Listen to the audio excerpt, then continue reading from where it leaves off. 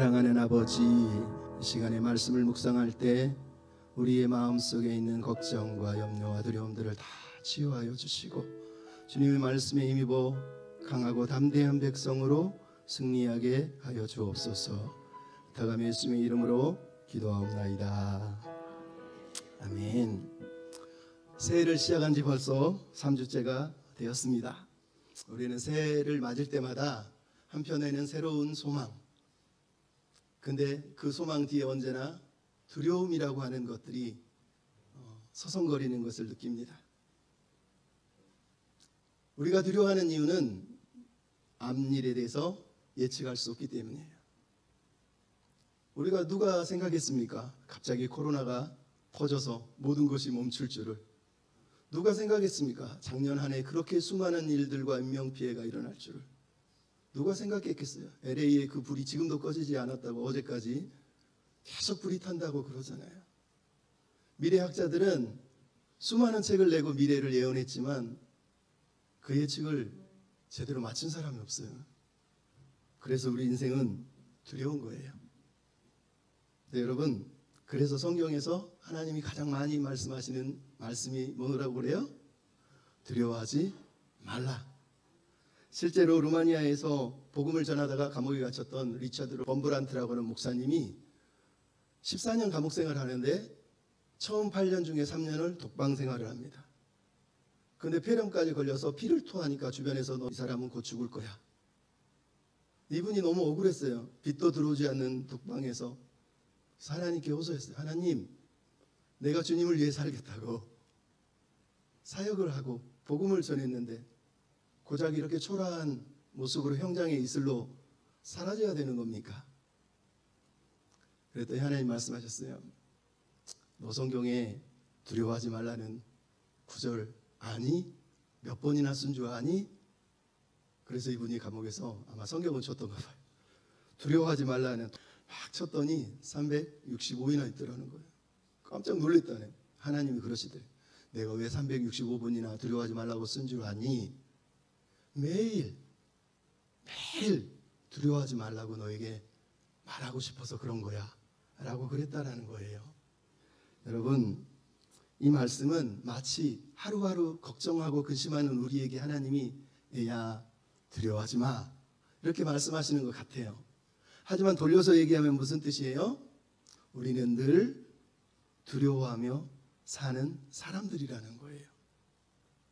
예수님이 뭐라고 그랬어요? 내일 일을 염려하지 마라. 내일 일은 내일이 염려할 것이요 한날의 괴로움은 그날의 족하니라. 여러분, 우리는 염려 없이 걱정 없이 사는 사람들이 아니라요, 염려와 걱정을 가지고 사는 사람들이에요. 걱정한다고 염려한다고 그 사람이 믿음이 없다고 말하면 안 돼요. 그 염려와 걱정을 어떻게 우리가 반응하고 있느냐, 그게 더 중요한 거예요. 여러분 찬송가 알잖아요. 주 안에 있는 나에게, 이 절이 뭐예요? 그 두려움이 변하여 내 기도 되었고 전날의 한숨 변하여 내 노래 되었네. 맞아요.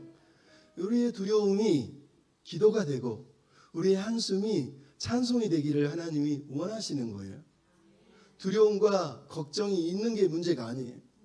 우리가 두려움과 걱정 속에서 그냥 사는 게 문제인 거예요. 우리는 두려움과 걱정을 이길 수 있도록 하나님이 기도하게 하셨고 찬양하게 하신 거예요. 그래서 빌립보서 4장 6절 말씀이 뭐예요? 아무것도 염려하지 말라. 모든 일에 기도와 간구로 하나님께 감사함으로 아뢰라는 거예요. 두려움이 있지요, 걱정이 있지요. 하지만 어떻게 하라고요? 기도로, 간구로, 감사로, 찬양으로 그 상황을 이겨내라고 말씀하시는 거예요.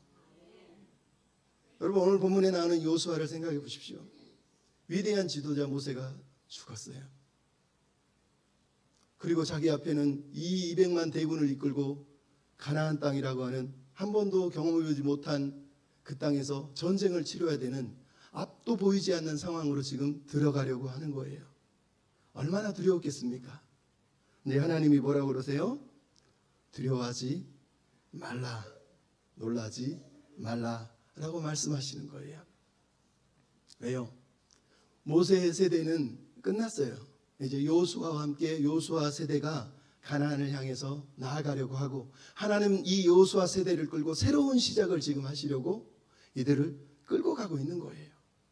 그러므로 이 본문은 그 시대의 사람뿐만 아니라 오늘 우리 시대에게 인생의 두려움이라고 하는 그 두려움과 알 수 없는 미래를 향해서 소망을 품고 나아가는 우리에게도 동일한 말씀을 하고 계신 거예요. 두렵지, 하지만 두려워하지 마라 라고 말씀하시는 거예요. 그럼 여러분, 이 본문을 말씀하시는 이유가 뭘까요? 여호수아를 읽으려면 여호수아 전체가 무슨 얘기를 하는지 먼저 알아야 돼요. 여호수아서는 1절이 그리고 이 일이 있었다 라고 하는 히브리어로 시작을 해요. 무슨 얘기냐? 모세오경이 끝나고 여호수아서가 시작되는데, 이 여호수아서가 마치 모세오경하고 연속적으로 일어난 이야기처럼 읽게 하고 있는 거예요. 왜 그러느냐? 여호수아서가 언약책이라는 거예요. 하나님이 아브라함에게 언약하시고 모세를 통해서 그 언약의 자손들을 주셨다면, 이제는 여호수아를 통해서 약속한 땅을 주시려고 하는, 이제 그 땅에 대한 언약이 이루어지는 사건이 여호수아서예요. 그래서 이 여호수아는 언약책이에요. 그리고 여호수아 1장과 여호수아 24장 마지막 23, 24장은 둘 다 무슨 얘기를 하냐? 그 땅의 주인이 하나님이시고 하나님이 우리에게 그 땅을 주신다면 우리는 말씀에 순종하며 살아야 된다라고 하는 주제를 양쪽에서 양파껍질처럼 딱 끌어안고 있는 거예요. 그러니까 여러분이 여호수아를 읽으려면 이거를 이해하고 읽어야 돼요. 안 그러면 여호수아를 읽으면서 우리가 어떻게 하면 이길 수 있을까? 어떻게 하면 성공할 수 있을까? 어떻게 하면 잘 될까? 그러니까 성경을 이렇게 읽어버리는 거예요. 그렇게 읽으시면 안 되는 거예요. 그러면 여러분, 하나님께서 오늘 본문을 통해서 여호수아 이스라엘 백성들에게, 그리고 인생의 두려움 앞에서 새로운 일을 꿈꾸지만 여전히 두려움 속에 있는 우리에게 주시는 격려의 메시지, 그 교훈이 무엇일까요? 따라서 한번 합시다.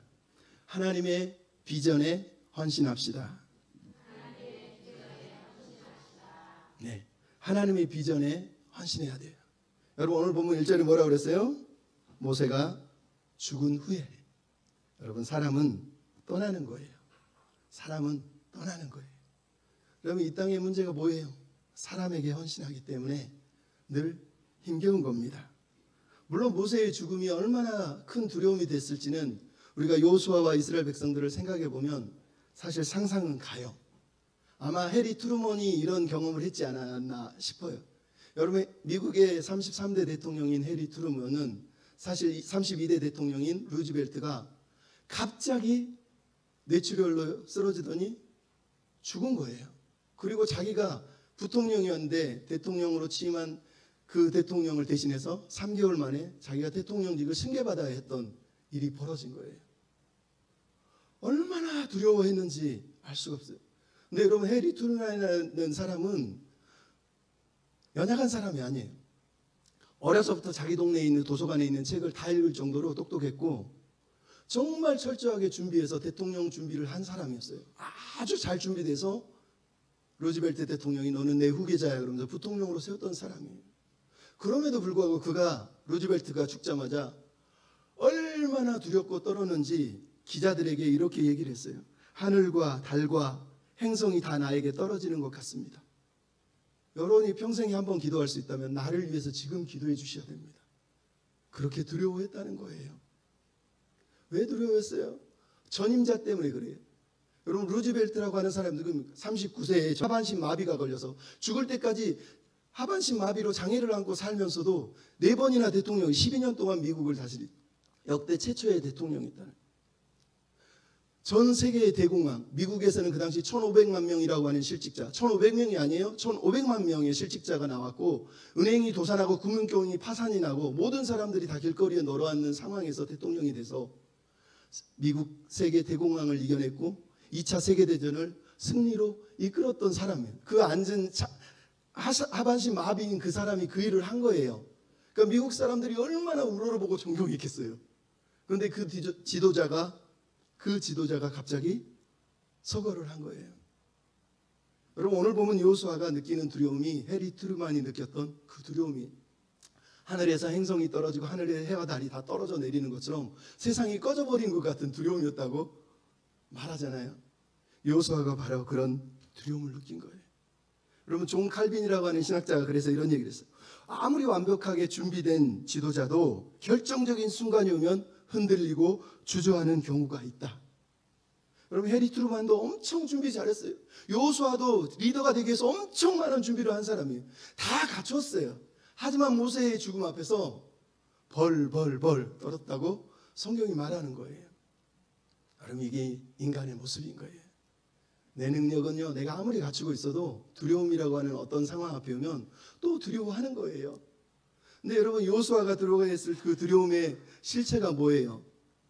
아까도 말했지만 하나는 모세예요. 모세가 누굽니까? 바로 앞에 보면 신명기 34장 10절에부터 이렇게 나왔어요. 세상에 모세와 같은 지도자가, 선지자가 다시는 일어나지 않았나니 모세는 여호와와 대면하여 아는 자라. 그가 바로와 그 신하들과 온 땅에서 모든 기적과 이사를 큰 권능과 위엄을 행하여서 이스라엘 목전에서 그것을 행한 자가 모세였다라고 성경에 아세 하나님이 하신 일을 모세가 한 것처럼 써서 얘기를 하고 있는 거예요. 얼마나 위대합니까? 10가지 재앙, 홍해를 가르고 지팡이로 반석에서 물을 내고 하늘에서 만나가 메추라기를 하나님의 은혜로 먹이고 40년 동안 광야를 끌고 온 사람이 모세예요. 여호수아가 자신을 볼 때 얼마나 초라해 보이겠습니까? 또 두려운 존재가 있죠. 백성들이에요. 여러분, 광야에서 40년 동안 여호수아가 본 사람들이 누굽니까? 심심하면 불평하고 원망하고 이게 문제야 저게 문제야, 나는 저게 마음에 안 들어, 나는 저게 싫어. 공동체가 자기가 원하는 공동체를 만들려고 하니까 이게 하나님의 말씀이 하나님의 뜻이 보이나요? 불평하고 원망하다가 그래서 광야에서 지진이 일어나서 죽은 사람들이 얼마나 많습니까? 그런 반역하고 불평하고 원망하는 사람들을 끌고 가나안으로 들어간다는 게 얼마나 두려웠겠어요? 뿐만 아니라 또 하나의 적이 있죠. 누굽니까? 가나안. 이미 여호수아는 한번 정탐에서 봤잖아요. 거대한 성이 있고 철기무나 무기들을 가지고 있고 거기다가 안악자손 같은 거인들이 진치고 있는 그곳. 그것까지 좋은데 거기에 또 뭐가 있어서 가장 중요한 것, 가나안 땅은 우상 문화라는 거예요. 여러분, 광야에서는 솔직히 유혹이 뭐가 있습니까? 모래, 사막, 오아시스, 만나, 메추라기, 그 외에 무슨 유혹이 있습니까? 먹고 사는 거 외에는 없는 거예요. 근데 가나안은 뭐가 있어요? 먹고 사는 것을 넘어서서 유혹거리가 넘쳐나는 거예요. 내 욕망을 막 끄집어 올려서 더 죄짓게 만들고 더 많이 갖고 싶고 더 성공하고 싶고 더 크고 싶은 그런 유혹들이 산재한 거예요. 차라리 광야는 안 보이니까 낫지. 가나안 땅은 유혹이 넘쳐나는데 이 백성들이 가만히 있을까? 정말 이 백성들이 말씀만 보고 살까? 아마 여호수아는 그렇게 생각하지 못했던 것 같아요. 그래서 벌벌벌 떨고 있는 거예요. 특히나 전임자에 대한 두려움이 제일 컸겠죠. 근데 성경이 뭐라고 그럽니까? 사람은 언제나 떠난다는 거예요. 그러면 뭐가 남습니까? 영원히 떠나지 않고 변하지 않는 게 있어요. 그게 뭐예요? 하나님의 꿈, 하나님의 비전. 오늘 보면 1절에 말하잖아요. 모세는 죽었지만 너는 내가 너에게 주는 땅으로 가라. 하나님의 비전이 남아있잖아요. 사람은 가고 없어지지만 하나님의 꿈은 남아있다는 거예요. 그럼 이게 중요한 겁니다. 그러니 여러분, 우리가 사람에게 헌신하면 안 돼요. 하나님의 마음은 너 제발 사람에게 헌신하지 말고 내 꿈에, 나의 비전에 헌신했으면 좋겠다는 거예요. 여러분, 비전이 좋은 게 그거예요. 사람은 그 비전을 위해 헌신하다가 떠나지만 여전히 그 비전은 남아있어요. 왜? 그 비전이 하나님의 꿈이고 하나님의 비전이기 때문이에요. 그래서 여러분, 끝을 아는 사람은 지혜롭고 겸손한 거예요. 내 인생이 끝이 없다고 믿으니까 무소불위의 권력을 휘두르면서 남을 죽여가며 사는 거예요. 그러다가 마지막이 초라해지잖아요. 내 끝이 다가오면 그때부터 겁쟁이가 되고 벌벌벌 떠는 거 아닙니까? 위대한 엘리자베스 여왕이 자기가 죽어가니까 누구든지 나를 반평생이라도 더 살게 해주면 나라의 절반을 떼어주겠다, 이렇게 얘기했다는 거예요. 여러분, 아무리 위대한 사람도 결국은 죽습니다. 그러니 여러분한테 말씀드리는 거예요. 사람에게 헌신하지 마십시오. 우리는 오직 하나님의 꿈에 헌신해야 돼요. 여러분, 제가 교회를 얼마나 많이 섬긴 줄 아세요? 부교육자로. 정말로 수없는 교회를 다녔어요. 너무 많이 느끼는 아픔이 뭔지 아세요? 교회가 사람의 꿈, 목사 한 개인의 꿈에 헌신하고 있어요. 그 꿈 중에 어이없는 꿈들이 있어요. 목사님이 설교하면서 납골 땅이 하나님이 나에게 주신 꿈이다. 저 부동산이 하나님이 나에게 주신 꿈이다. 여러분 그게 하나님 꿈입니까? 저는 여러분 그런 사람 너무 싫습니다. 오늘 본문에 하나님 말씀하세요. 하나님의 꿈은 이스라엘 자손에게 하나님이 약속한 땅을 주는 거예요. 여러분 이걸 부동산이라고 믿는 사람은 신앙이 병들어 있는 거예요. 하나님이 주시려는 땅이 뭐예요? 약속의 땅, 언약의 땅, 하나님의 나라를 세우기 위해서 하나님 나라의 모판으로 삼으려는 땅을 말하는 거예요. 가나안 땅은 천국이 아니고요. 우리는 가나안 땅 그러면 막 천국이라고 그러잖아요. 천국이 아니고요. 가나안 땅은 하나님의 나라를 이제 실현할 실천 장소예요. 여기서 하나님의 나라가 어떤 나라인지, 하나님을 모시고 사는 사람의 삶이 어떤 건지를 거기서 보여주는 거예요. 출애굽은 목적지가 아니라 출발지예요. 목적지는 이제 가나안 땅이에요. 거기는 천국이 아니라 적들이, 광대한 적들과 유혹들이 우리를 기다리는 땅이라고 성경이 말하는 거예요. 하지만 그 땅에서 하나님은 우리가 하나님의 나라를 꿈꾸고 하나님이 이 땅에서 꿈꾸시는 그 나라를 우리가 세워가야지라고 하는 그 비전을 갖기를 원하시는 거예요. 그래서 그들을 출애굽시키고 이제 가나안 땅으로 데려가려고 하는 거예요. 그게 하나님의 마음이에요. 그래서 존 햄린이라고 하는 교수 박사님이 이런 얘기를 합니다. 여호수아서는 하나님의 나라를 위한 전쟁 지침서이고 승리에 대한 확증서다, 이렇게 얘기를 해요. 그러니까 우리가 여호수아를 읽으면서 배울 건 하나님의 나라, 하나님의 꿈을 우리가 어떻게 이루어낼 수 있을까라고 기도하는 거예요. 여러분 하나님이 그것을 원하세요. 그다음에 여러분 하나님 나라를 위해서 필요한 삶의 자세가 뭐겠어요? 오늘 본문 1절 모세를 여호와의 종, 그리고 여호수아를 모세의 수종자라고 얘기합니다. 근데 흥미로운 건 여호와의 종이라고 모세를 부르는 이 여호와의 종이라는 단어가 모세가 죽을 때 신명기 34장 5절에 마지막 죽을 때 처음으로 여호와의 종이라는 단어가 처음으로 성경에 등장하는 게 모세가 죽을 때 등장하는 거예요. 모세가 열심히 사역하고 살았는데 하나님이 뭐라고 그런 거예요? 너 나의 종이었어 라고 하는 거예요. 여러분 물론 이 말은 엄청난 권위를 드러내는 말이기도 하지만 한편으로 뭐라는 거예요? 하나님의 종이었다는, 그냥 나의 종이었지 네가 왕이 아니야, 이런 뜻이에요. 여호수아는 지금 뭐라고 그러니까 모세의 수종자, 시종이에요. 비서예요. 근데 나중에 여호수아가 죽을 때 여호수아서에 보면 여호수아서 마지막 절 24장 29절에 여호와의 종 눈의 아들 여호수아가 110세에 죽음에 라고 말하면서 그가 죽을 때 그를 여호와의 종으로 다시 부르는 걸 우리가 보게 돼요. 그러니까 모세나 여호수아나 다 뭐라는 거예요? 여호와의 종의 길을 가고 하나님이 그들을 여호와의 종으로 만들어 가셨다는 거예요. 여호와의 종으로서 뭘 했다는 거예요? 하나님의 나라를 위해서 섬기고 헌신했다는 거예요. 여러분 하나님은 새로운 모세를 만드신 게 아니에요. 여호수아야 너도 모세가 되어야 돼, 너도 모세처럼 살아야 돼, 이렇게 말씀하신 게 아니라 여호수아 너도 여호와의 종, 나의 종으로 살아야 돼 라고 말씀하셨고, 여호수아는 실제로 그렇게 여호와의 종으로 살다가 죽었다고 말하는 거예요. 여러분 이게 성경이 우리한테 가르쳐주는 거예요.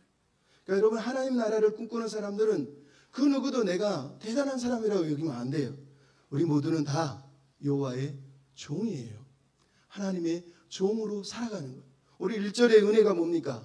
여호와께서 여호수아에게 말씀하여 이르시되, 말씀하셨다는 거예요. 이게 중요한 거예요.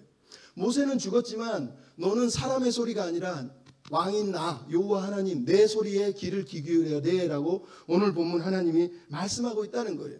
여호와의 종이 된다는 건 말씀의 종이 된다는 뜻이에요. 말씀에 순종한다는 뜻이에요. 여러분 우리는 사람에게 순종하는 것이 아니라 하나님의 말씀에 순종해야 됩니다. 혹시 여러분이 누군가에게 순종하고 싶다면 그 사람은 말씀에 순종하는 사람이어야 돼요. 그런 사람이 아닌데 그 사람의 꿈에, 능력에, 비전에 헌신하지 마십시오. 그러나 하나님을 욕되게 하는 거예요. 두 번째 따라합시다. 약속을 붙들고 살아갑시다. 여러분 우리가 순종해야 될 이유는 하나님이 약속하셨기 때문에, 하나님의 비전이 변하지 않을 뿐만 아니라 하나님의 약속은 영원토록 변하지 않으세요. 여러분 오늘 본문에 나오는 3절 말씀이 뭐예요? 내가 모세에게 말한 바와 같이. 이게 무슨 말이에요? 하나님의 약속은 갑자기 어느 날 툭 던져진 게 아니라 그 이전부터 하나님이 계속 꿈꾸셨던 그 비전에 관련된 거라는 거예요. 이미 그 이전에 말씀한 약속을 지금 여호수아에게 다시 들려주고 있는 거예요. 내가 모세에게 말한 것처럼 내가 이제 너에게 말하는 거야 라고 오늘 본문이 말하고 있지 않습니까? 하나님께서 과거에 모세를 통해 공동체에게 하셨던 그 약속을 오늘 본문 3절 그리고 5절이 말하고 있는 거예요. 오늘 본문 3절 5절 내용이 뭐예요? 너희 발바닥으로 밟는 곳을 주겠다. 아무도 능히 대적할 자가 없으리니 내가 떠나지도 버리지도 아니하겠다. 여러분 이 말씀이 신명기 11장 24절에 이미 하나님이 하신 말씀이에요. 똑같이 뭐라고 써있는지 아세요? 너희의 발바닥으로 밟는 곳을 다 너희의 소유가 되리니 여호와께서 너희에게 말씀하신 대로 너희가 밟는 땅 사람들로 너희를 두려워하고 무서워하게 하려니 너희를 능히 당할 사람이 없으리라. 여러분 하나님은 갑자기 어느 날 뚱딴지 같은 약속을 던지시는 분이 아니세요. 하나님의 약속은 언제나 하나님의 비전하고 이전에 했던 그 언약과 계속해서 이어지는 약속이에요. 그러니까 우리는 새로운 말씀을 듣기 위해서 애쓰는 사람이 아니라 이미 허락한 그 약속을 붙들고 사는 거예요. 약속 믿고 굳게 서라고 우리가 찬송 부르지 않습니까? 굳게 서리. 약속하신 말씀 위에 굳게 서는 것, 그게 하나님이 우리를 향해서 요구하시는 거예요. 그런데 여러분 여기서 너희라고 지금 3절 4절에 나오는 대상이 누구예요? 요수아 한 사람이에요? 아니요. 너희 이 단어는 다 복수예요. 너희들 공동체를 말하는 거예요. 그러니까 요수아라고 하는 한 사람 한 개인에게 사명을 부여한 게 아니라 요수아와 공동체 모두가 똑같은 약속, 똑같은 비전을 붙들고 살아야 된다고 얘기하는 거예요. 요수아 한 사람만의 비전도 아니고 공동체가 자기들이 꿈꾸고 자기들이 원하는 로타리 클럽을 만드는 게 아니라 하나님의 약속에 붙들려서 하나님의 비전에 붙들려서 하나님이 원하는 공동체를 만들려고 하나님이 말씀하셨다고 오늘 본문이 말씀하는 거예요. 여러분 그러면 왜 우리가 이 약속을 믿어야 되죠? 이 약속을 하신 하나님이 계시기 때문이에요. 이 약속을 이루시는 분이 우리가 아니고 하나님이시기 때문이에요. 여러분 우리의 힘과 능력은 하나님에게서 나오는 거예요. 우리의 힘으로 이 약속을 감당할 수가 없는 거예요. 그래서 오늘 본문이 뭐라고? 하나님은 약속만 하신 게 아니라 그 이전부터 이 약속을 계속 이루셨어요. 모세에게 했던 것처럼 하나님은 이제 다시 이 약속을 이룰 것이라고 오늘 본문이 말씀하고 있는 거 아닙니까? 5절 말씀이 너에게 모세와 함께 있던 것 같이 너와 함께해서 내가 너를 떠나지도 버리지도 않고 이 땅을 주겠다라고 말씀하세요. 그런데 이 말씀이 어디 나와요? 신명기 31장에 하나님이 이미 또 이 말씀을 먼저 한 거예요. 갑자기 한 게 아니에요. 신명기 31장 3절, 4절, 5절, 6절, 7절, 8절 내용을 제가 요약해서 읽으면 이렇습니다. 내 하나님 여호와께서 너보다 먼저 가서 네 앞에서 적들을 멸하시리니 여호와께서 이미 멸하신 것 같이 또 행하실 것이니 여호와께서 그들을 너희 앞에서 넘기시리니 내 하나님 여호와 그가 너와 함께 가시며 떠나지도 버리지도 아니할 것이고 여호와가 내 앞에 가시고 너와 함께 하사 너를 떠나지도 버리지도 아니하시리라. 여러분 오늘 우리가 읽은 이 말씀을 신명기 31장에 하나님은 이미 하신 말씀이에요. 이미 약속한 것을 또 말씀하시고 있는 걸 여러분 들으셔야 된다는 거예요. 모세가 이 하나님의 약속의 말씀을 세 가지로 요약했어요. 뭐라고 그러죠? 하나님이 우리보다 앞서 가신다.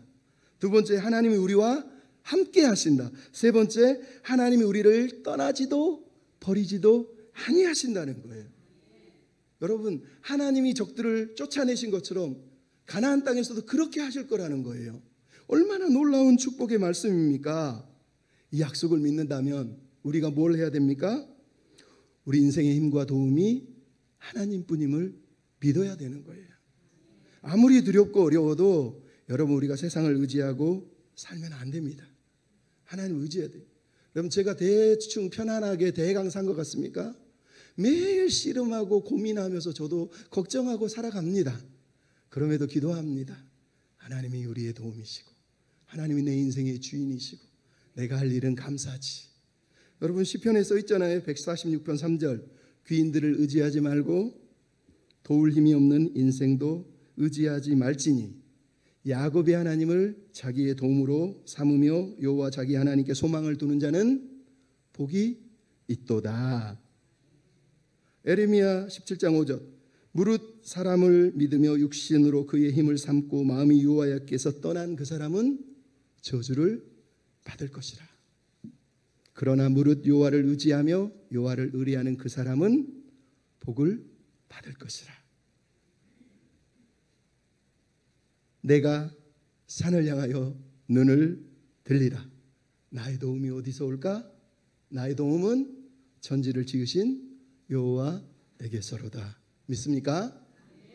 여러분, 그 약속을 믿고 우리는 살아가는 거예요. 그 약속을 믿고 어떻게 살라는 거예요? 오늘 본문에 보면 3절에 뭐가 나오냐? 너희 발바닥으로 밟는 땅. 4절은 유브라데부터 너희에게 줄 영토가 이런 거야 라고 땅의 경계를 정하세요. 땅의 경계, 하나님의 꿈을 실현할 땅, 그 특정 지역을 정해 주시는 거예요. 여러분, 이게 중요한 거예요. 하나님이 전 세계를 주셨습니까? 아니요. 한 구역을 경계로 삼아 주신 거예요. 이게 우리에게 하는 말이에요. 여러분, 여호와께서 우리에게 줄로 재어준 구역은 아름다운 것이에요. 여러분이 지금 거하고 있는 그 자리, 여러분이 서 있는 그 자리, 하나님이 여러분에게 맡기신 그 자리, 거기에서 우리는 약속을 붙들고 사는 거예요. 큰 꿈 꾸고 뭐 엄청난 거 이루려고 꿈꾸지 마세요. 지금 여러분의 가정에서, 여러분의 직장에서, 여러분의 교회에서 내가 발로 밟고 있는 그 땅에서 하나님의 약속을 붙들고 살아야 되는 거예요. 집에서는, 직장에서는 좀 죄송하지만 개차반으로 살면서 나 신앙 하나님 의지합니다. 아시잖아요. 나 헌금 많이 했고 기도 많이 했는데 하나님 큰 꿈 이루어주세요. 하나님 기뻐하시겠습니까? 하나님이 정해주신 줄로 재어준 그 구역에서 믿음으로 살아내십시오. 그 구역의 땅이 뭐라고 그럽니까? 너희 발바닥으로 밟는 땅이래요. 여러분, 왜 발바닥으로 밟는 땅이라고 말하죠? 그냥 너희들이 밟는 땅 이러면 되는데 굳이 발바닥이라는 단어를 썼어요. 왜요? 여러분, 발바닥이 어디서 나와요? 출애굽기에 보면 하나님이 모세를 부를 때 뭐라고 그러죠? 모세야, 신을 벗어라. 이 땅은 거룩한 땅이다. 여러분, 우리가 밟고 선 땅을 하나님은 거룩한 땅으로 만들어가기를 원하시는 거예요. 내가 서 있는 그 땅을 하나님의 거룩한 땅으로 세워가기를 하나님이 원하시는 거예요. 나가서 여러분, 신발을 벗고 발바닥으로 밟는다는 의미는 신을 벗는다는 건 내 소유권이 아니라고, 주인이 따로 있다고 인정하는 거예요. 그러면 이 땅에서 신을 벗는 이유는 뭐예요? 이 땅의 주인이 누구라는 거예요? 하나님이시라는 거예요. 그럼에도 발바닥으로 밟으라는 거예요. 발바닥으로 밟는 건 이것이 내 거야 라고 하는 소유권을 다시 확증하는 거예요. 이 말은 오해하면 안 돼요. 하나님이 주인이신데 나에게 그 땅을 밟을 은혜를 주신 거예요. 내가 밟을 그 땅은 어떤 땅이 돼야 돼요? 결국은 거룩한 땅으로, 순종의 땅으로 그렇게 밟아가라고 하나님이 말씀하시는 거예요. 그래서 여러분, 오늘 본문에 하나님이 어떤 분이라고 말해요? 1절, 2절, 3절 무려 8절, 9절까지 보면 총 8번 써 있어요. 하나님이 주는 땅, 주는 땅, 주는 땅, 주는 땅. 그것도 이미 주었다고 얘기합니다. 3절 보면 땅을 주었노니, 주신 게 아닌데 이미 주었다고 얘기하는 거예요. 무슨 얘기예요? 여러분, 가나안 땅에서 일어나는 모든 은혜의 역사들은 다 하나님이 허락하신 거예요. 하나님은 주시는 분이에요. 우리는 어떤 존재예요? 받는 존재예요. 어떻게 받아요? 신을 벗고 순종하는 마음으로 거룩한 땅에 설 때 모세처럼 하나님이 나의 주인입니다, 왕이십니다라고 고백할 때 하나님이 그 땅을 누리게 하시는 거예요. 마지막으로 따라합시다. 말씀으로 무장합시다. 여러분, 하나님의 비전, 하나님의 약속은 다 어디서부터 옵니까? 말씀으로부터 오는 거예요. 비전의 사람이란, 약속의 사람이란, 말씀의 사람이란 뜻이에요. 여러분, 인생의 두려움을 이기고 싶습니까? 말씀을 붙들어야 돼요. 말씀의 의를 주관하면 하나님이 은혜를 더하시는 거예요. 그래서 가장 중요한 게 말씀이에요. 여러분, 6절부터 9절에 하나님이 지금 명령하신 내용을 들어보십시오. 야, 여호수아야, 전투태세를 갖춰라, 군대를 모집해라, 병사들을 훈련시켜라. 하나님 그렇게 명령했나요? 아니요. 그냥 뭐라 그럽니까? 말씀으로 무장하라는 거예요. 너는 강하고 담대해라. 그리고 말씀을 묵상하라.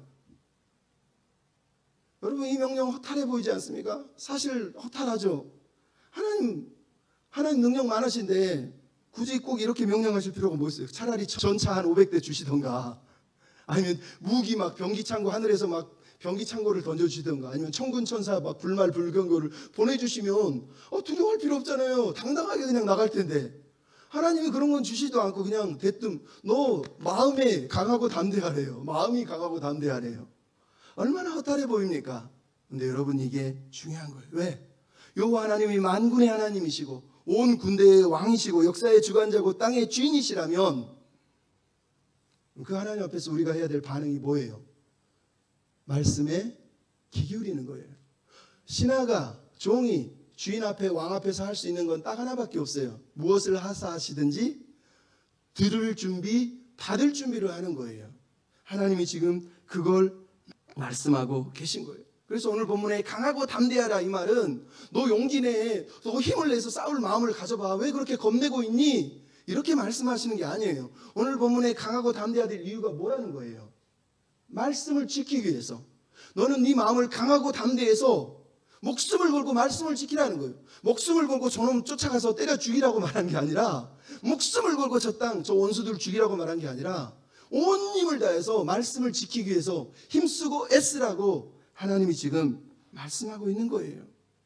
여러분, 우리가 두려워할 날에는 하나님의 말씀을 더 강하게 붙들어야 돼요. 왜? 하나님의 말씀은 너무 무겁고 엄하고 엄중하잖아요. 이 하나님 말씀 가지고 장난치고 농담 따먹기 하면서 그렇게 하나님 말씀을 전할 수 있습니까? 이 거룩하고 왕이신 하나님 말씀을 붙들고 그걸 듣는 사람들이 그 말씀을 우습게 여기고 들을 수 있습니까? 병든 거예요.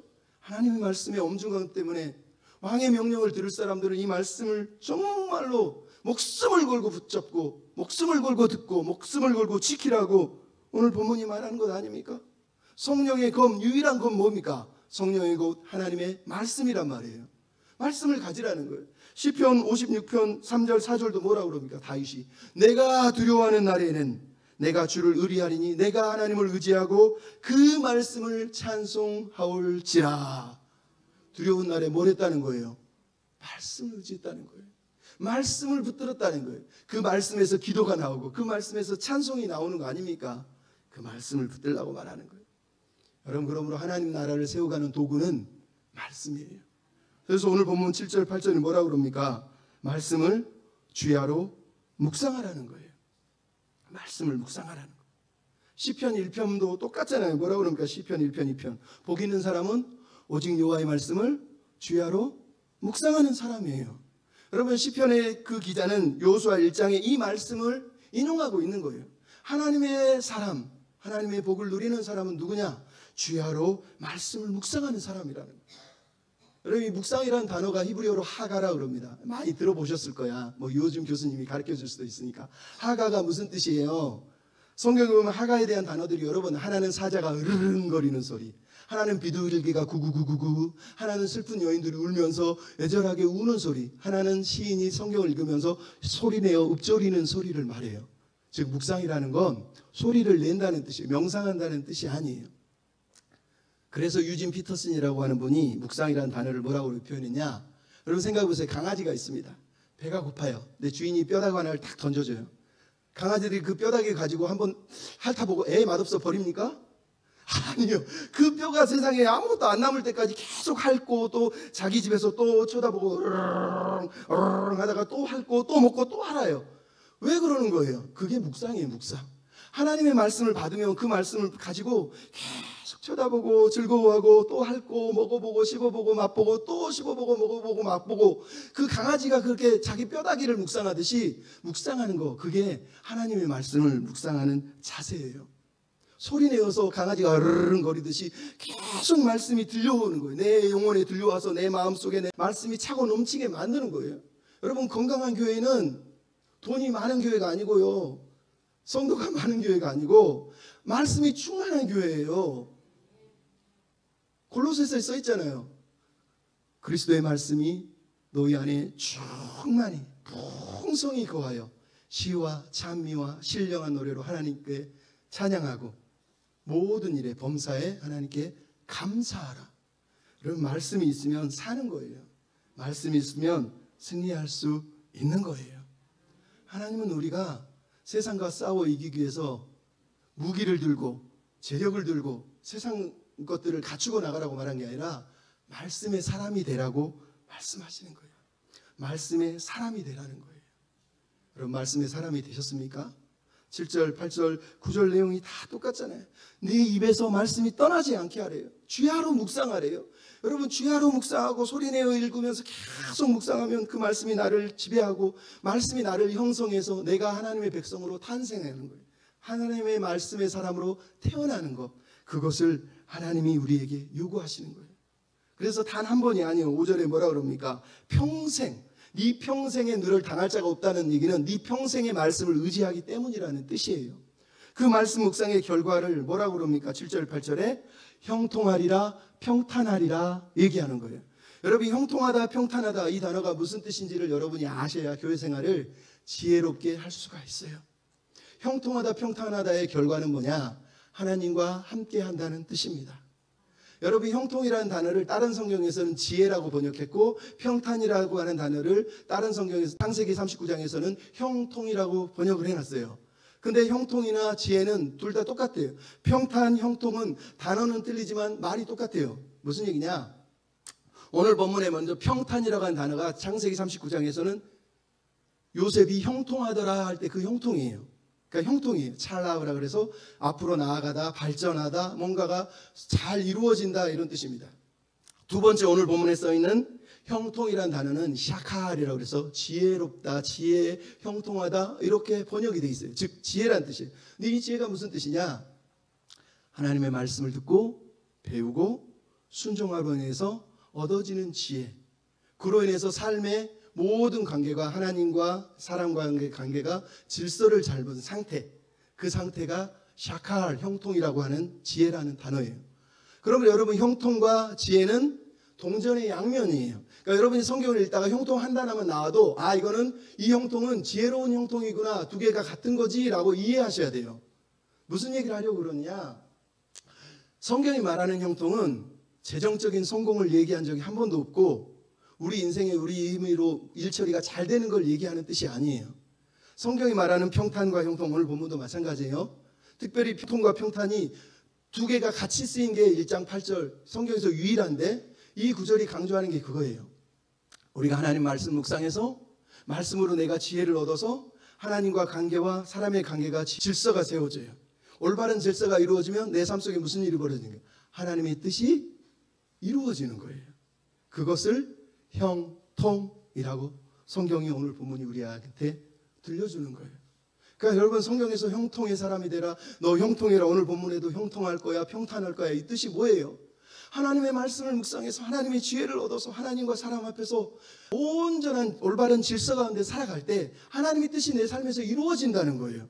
그래서 요셉은 감옥에 있었고 노예 생활을 해도 형통했어요. 환경이 아니에요. 그 사람이 하나님과 관계 속에 있기 때문에 하나님의 뜻이 그 인생에서 이루어졌다는 거예요. 다윗이 사울에게 고난을 당하고 있음에도 다윗의 인생이 형통한 이유도 똑같아요. 하나님을 사랑하고 하나님의 말씀의 지혜가 내 삶 가운데 들어와 올바른 질서가 세워지니까 마음속에서 다윗의 인생 가운데 하나님의 뜻이 이루어졌다는 거예요. 그러므로 성경이 말하는 형통과 평탄은 결론은 뭐냐? 하나님이 나와 함께하는 거예요. 그러니까 형통하다는 뜻은 하나님이 나와 함께 계신 거예요.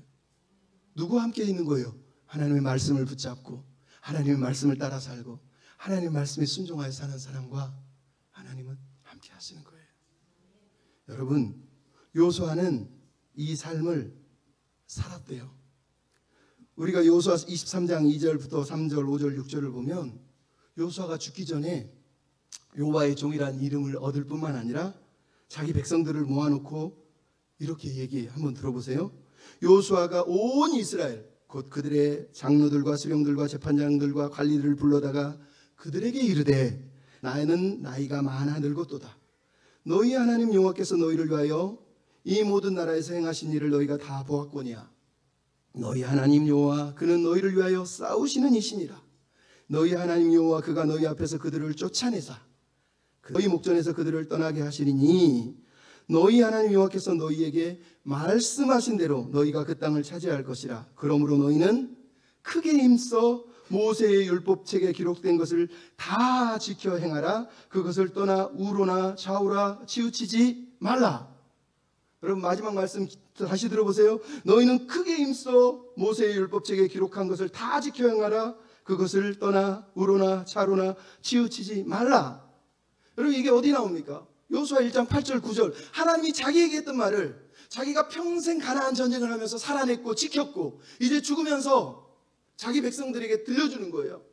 너희들도 나처럼 하나님의 말씀을 힘써 목숨 걸고 강하고 담대한 마음으로 지켜서 말씀에서 우로나 좌우나 치우치지 않고 말씀의 사람으로 살아내라. 그러면 하나님이 함께 하신다. 그러면 하나님이 동행하신다. 그것이 형통이다 라고 여호수아가 말씀한 거예요.